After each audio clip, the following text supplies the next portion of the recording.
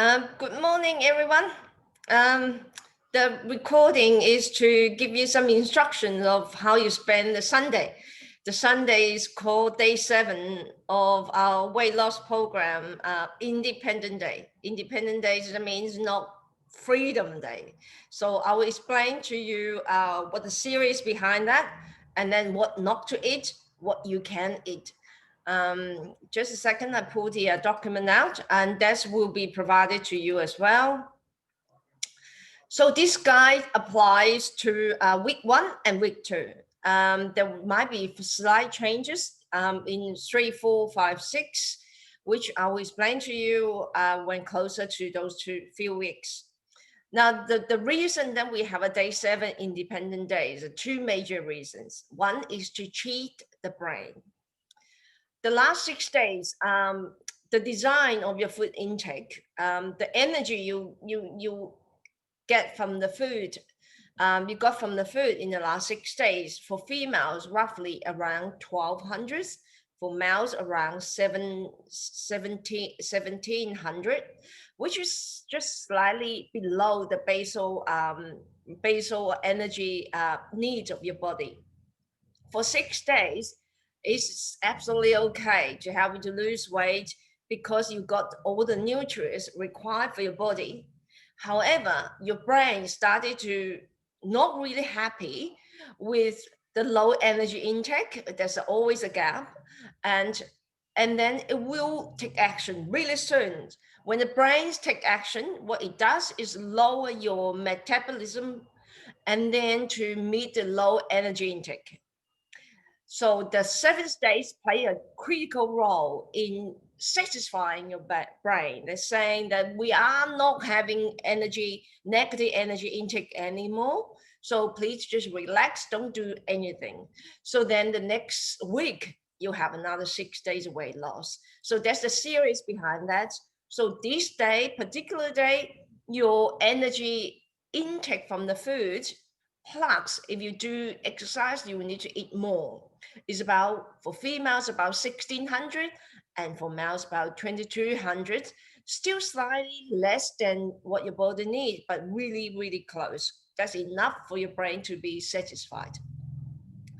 The second reason is we are human beings. We need to be rewarded. We love rewards.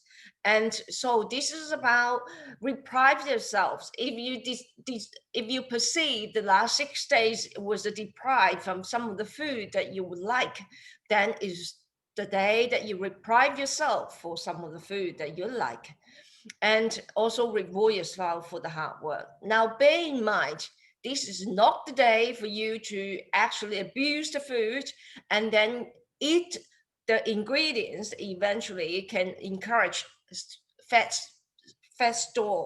storage. So we are not going to store additional fat into the body, but we just keep a balance. So this is why there's a guide for you what to eat and what not to eat. Firstly, the rules between you and I is you have to complete a certain task on the 7th day. For week 1, that means tomorrow, you weigh yourself first thing in the morning before eating, drinking. And then when you're having breakfast, please complete the online questionnaire survey, which there will be space for you to tell me your weight and also a number of questions. I want to understand what you're going through in the last week so that I know how to guide you further in the second weeks. As I said it before, the first 2 weeks are really critical in actually triggering fat burn. Eventually, you will start to stabilize. And because this is a really fast first week, you lose quite a large amount of water as a result of fat burning to be triggered. And so I need to know how you feel so that you can actually, the process for next week will be sustainable, meeting your living routine, your work routine. The plan for eating. And then week 2, you weigh yourself, you also do some measurements of your waist and your hip. Okay, so that's the next week, not this week. I'll remind you next Saturday. Eating plan. The energy you get from the food, Half of them come from complex carbohydrate, 1/4 come from protein, and 1/4 come from the fat. So basically, really simple. I would tell you what you eat from complex carbohydrate. From the protein, you just cut the amount that you ate in the last 6 days into half. So you only eat half of the protein or meat and fish that you ate in the last week. That is half the protein you need for Sunday. And also when you start to add other foods, including you're not restricted how you cook the food, except for deep fried, you pump up the fat intake as well. So then the proportion slightly increase, okay? And what is complex carbohydrate? So when you eat any food, majority of the food, there's 3 ingredients they classify as carbohydrate. One is fiber, one is starch, another one is sugar. Okay, they all carbohydrates. For fiber in the food and starch in the fruit, they are complex carbohydrate because when they do not pump up your sugar level so quickly. And for sugar, they are simple carbohydrates. So the guide is you eat the whole food, fresh food, full of fiber and starch, but low in sugar. That is the guide. And food high in carbohydrates, and they are strongly encouraged. So that's including, this is the example they can see. So you have brown rice or black rice, or you use those wheat to make bread and pasta, a whole pasta, and or such as sweet potatoes and pumpkin and carrots. So that's the complex, that's the foods with complex carbohydrate and also low GI foods as well. Then you can eat to try to make up the 1/4 of the energy that come from for your Sunday's need. When I explained the carbohydrate, so I might explain GI. So when there's carbohydrate in the food you eat, okay, so then it go into the body, it will be absorbed and break down into sugar, and then the sugar eventually go into the bloodstream. Okay, so this is the process. If the food does not contain carbohydrate, then we do not use GI such word, such as the meat. The meat we eat, there's no carb, so there's no GI rating. However, nearly majority of food, except for meat and fish and seafood, they all have some form of carbohydrate. Then there will be GI rating. GI rating means the speed that from the time that the body starts to break down the food that you eat to the food being broken down and turned into sugar and injected into your bloodstream. That speed we call GI. The lower the speed, the better for our body. When you have simple carbohydrate, the speed is high. That means you suddenly, within a really short period of time, large amount of sugar pump into your bloodstream. What happens is when you get to the high level, you probably can't feel anything, but because it's go really high speed, it drop down also quickly. Now that's where the problem come from. That when it's during the drop down periods, because the fast speed, it have fluctuation of mood, you feel extreme hunger, then you crave for food. But you don't need food at that time, but your body react to the sudden lower of the sugar level. You eat and you binge eating. And that's why one of the reasons people overeat and then snack and then put on weight. Also during that process, some people, they may have low regulation of insulin in the pancreas. So therefore, then will lead to low blood sugar level. So you starting to feel sweating, dizziness. So all sorts of low sugar level symptoms. That is actually attributed by the large amount of simple carbohydrate they eat and the large amount of sugar in a short time pump into the blood. So this is something we need to totally avoid because you will lose a control of the food intake. So what not to eat at all? You don't drink milkshake in the morning, and you do not drink collagen at night. So this is free of products. So basically, it's all about food. No associated products at all. No dairy products. Make it really clear. No dairy products, except for small amount of milk for coffee and tea. Dairy products, what I mean here, including milk, yogurt, and cheese, the first 2 weeks, none. Because the dairy, the protein in the dairy products actually encourage fat storage. So this is what we don't want to see to happen in these 2 weeks. On the Independent Day. You can have it during the 6 days because you already have a really low, a really good protein intake and low fat diet. And just because of the negative energy intake, there's no chance fat will be stored. But during this day, you have a high chance that you have a high energy intake. Then you do not want the dairy protein encourage fat storage. So strictly no dairy products. That's my rule, okay?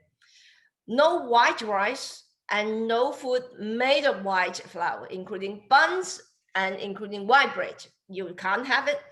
And if the pasta made with white rice rather than whole wheat is banned.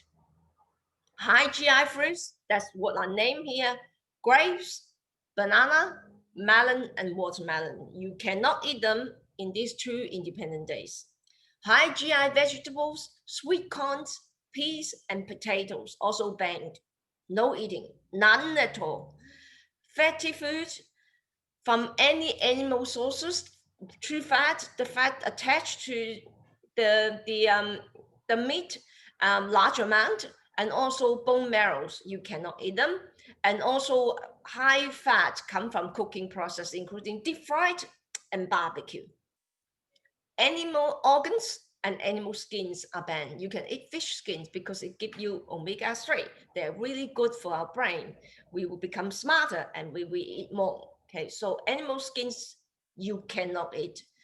Packaged food and processed food, because when the food are not in whole form during the process period, they become simple. So then a simple carbohydrate is banned, okay, from this. Also packaged and processed food, and when you look at the label, it nearly all contain trans fat. Okay, cholesterol is not absorbed. The reason that we have high cholesterol is not because we actually eat them from the food. Majority of cholesterol in our body is actually made inside our body, and we can stop this making process by stop feeding this body one key ingredient called trans fat, TRAN, trans fat. So look at in future, look at all food labels. If there's trans fat, you need to think twice. Okay. So therefore, not all. That's why when you look at the butter, because it comes from pure source of animal without highly processed, then you will look at those vegetable spreads. You can see I never buy vegetable spread, margarine. I don't have such things in my fridge, and I only use olive oil because all those processed spread or oil that processed all had trans fat. So if you start looking at the label, then you will understand what I'm talking about. So trans fat come from the package, processed food come from margarine, and also come from some certain vegetable flour oil, then should not be using it. And in the future as well, if you want to fully control your cholesterol level, deep fried food, really easily you have too much fat. Bear in mind, you only allow 1/4 of the energy come from fat, but each gram of fat give you 9 calories. But each gram of carbohydrate and proteins only give you 4 calories. So that's really easy that you provided too much energy for your body. Barbecue tend to be also really oily because of the meat that you have chosen, and also the spray, you overspray the meat in order to make it crisp. So this is something that you shouldn't eat. And soft drinks, including fruit juice. If you don't know what I'm talking about, go to the drink and have a look and how many grams sugar it has got in fruit juice and also a soft drink. But exclude 100% coconut water. Now, if, for example, if you're going for a long ride and hiking tomorrow, it will be a hot day, I would suggest that you bring two different type of drinks. One is you bring some coconut water. It gives you really good complex carbohydrate to actually provide you with immediate energy. Secondly, bring some mineral water, because when you sweat, you lose mineral from the body, so that you help you to rehydrate quickly. So these two things, if you go out for long exercise, please take them with you. So when to eat? You need to consume majority of the food before 4 p.m. Avoid food that are high in carbohydrate after 4 p.m. Dairy-free, you do not eat at all except for coffee and tea, and try to finish your dinner at 7 p.m. You need to eat adequate amount, but do not overstuff yourself. Just I have enough food, but not all I can move. Now, strictly no alcohol at all. Now, if you need to do long period of time, intensive or low intensity exercise, please contact me and I give you some advice of what you should eat before and after, so that you have enough energy and still fulfilling the body's need of good energy. So then you're well prepared for Monday. Now, just to give you an example of what you can eat on your during the day, what means for half of a carbohydrate, a quarter of protein, and a quarter of fat. In the morning, you can have a good bowl of oats, not those highly processed cereal, okay, because they are high in sugar. Please check the label to make sure they are not high in sugar. So you have a full bowl of oats. You can have soybean milk, and but just not large amount of milk, not at all. And you can have a couple pieces of whole wheat or whole grain, wholemeal bread. You can use butter to butter them, but try not to use margarine. But this is okay if you have to use it, but not regularly in the future in your diet, because to avoid the trans fat. You can have smoked salmon, you can have eggs, scrambled eggs, you can have fruit to go with it. There's no amount limitation because you can't have too much anyway. You feel just enough. The last 6 days already teach you what means too full and what means I just have enough. So just feel comfortable, and that's for your breakfast. Then at morning tea and afternoon tea, you can have fruit and you can have nuts. But just be careful of the nut intake because they are really high in energy. So the guide is 20 to 40 grams is maximum that you should have. Nuts can easily you can easily overeat nuts. You can have fruit in the morning. Again, in the afternoon, there's no restrictions. The only restriction is the fruit I said you cannot eat early on, and there's no amount limitation of how much you eat the fruit, so enjoy. And the lunchtime, you can have one rice bowl of the complex carbohydrates that I listed up there early on. I will provide you with these documents as well. So you can have one bowl of these to replace half the veggie that you ate during the week and half the protein that you ate during the week. So you can have as much veggie as you want. It doesn't matter, but I doubt that you can fit them in. So one bowl of complex carbohydrate. So as least the above could be brown rice or could be a sweet potato. And then one bowl of, and then one half of the veggie and also half the protein of the day, of the week. Then at dinner time, small amount, just enough for you to fit you, may you satisfies. But dinner time, no, try to avoid carbohydrate. And that's what you eat. Again, no alcohol. Thank you very much. Feel free to start to ask questions. Let me know if there's anything is not clear to you. Enjoy tomorrow.